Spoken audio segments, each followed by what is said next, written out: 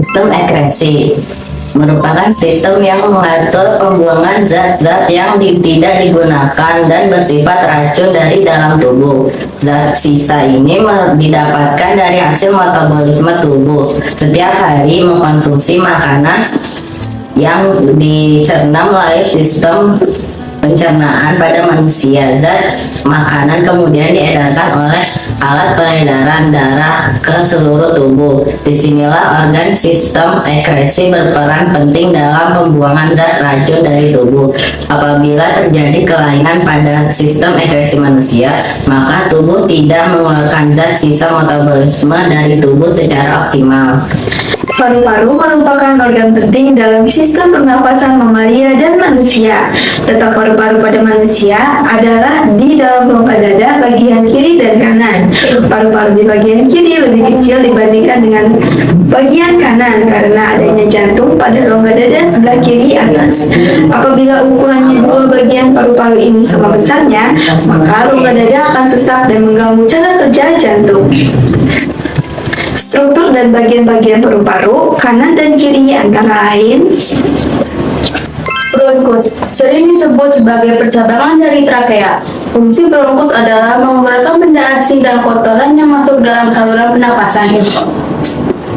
Fungsi ini dilakukan oleh silia yang ada pada dinding bronkus. Bronkus premier adalah percabangan pertama dari trakea. Terdiri dari bronkus premier dextra atau bronkus yang mengarah pada paru-paru kanan, dan bronkus premier sinistra atau bronkus yang mengarah pada paru-paru kiri. Selanjutnya, percabangan bronkus akan menjadi bronchiolus. Lobus, paru-paru dibagi dalam beberapa lobus. Paru-paru kanan memiliki 3 lobus, sedangkan paru-paru kiri memiliki 2 lobus. Lobus pada paru-paru kanan dipisahkan oleh patahan miring dan patahan lurus, sedangkan paru-paru kiri hanya dipisahkan oleh patahan lurus. Alveolus disebut juga dengan kantung udara yang muncul dari bronchiolus. Fungsi alveolus adalah sebagai tempat pertukaran udara. Pleura merupakan selaput tipis yang menyelubungi paru-paru. Ada 2 jenis pleura, yaitu pleura viscerali, selaput yang membungkus paru-paru, dan pleura parietal, selaput yang melapisi rongga dada. Di antara 2 selaput ini terdapat cairan yang berfungsi sebagai pelumas untuk menghindari gesekan antara paru-paru dan dinding dada. Bagian-bagian sistem pernapasan dan cara kerjanya. Berikut ini bagian-bagian dan fungsinya. Sinus, dia adalah ruang berongga di tulang kepala, di atas dan di bawah mata yang terhubung ke hidung dengan lubang kecil. Sinus membantu mengatur suhu dan kelembapan udara yang dihirup. Hidung, ia adalah pintu masuk yang lebih disukai untuk udara luar ke dalam sistem pernapasan. Bulu-bulu yang melapisi dinding hidung adalah bagian dari sistem pembersihan udara.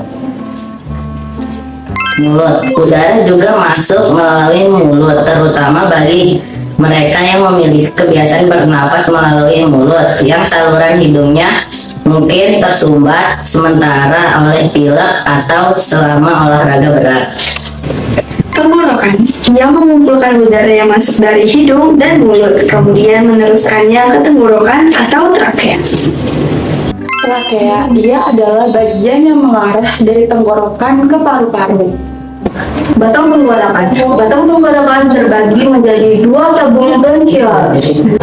Satu untuk setiap paru-paru yang terbagi lagi menjadi setiap globus paru-paru. Ia kemudian bercabang lagi menjadi bronchiolus. Fungsi paru-paru sebagai organ ekresi. Dalam sistem ekresi manusia, paru-paru berfungsi untuk mengeluarkan karbon dioksida dalam merupakani limbah hasil metabolisme sel-sel tubuh sehingga harus dikeluarkan secara menghembuskan napas.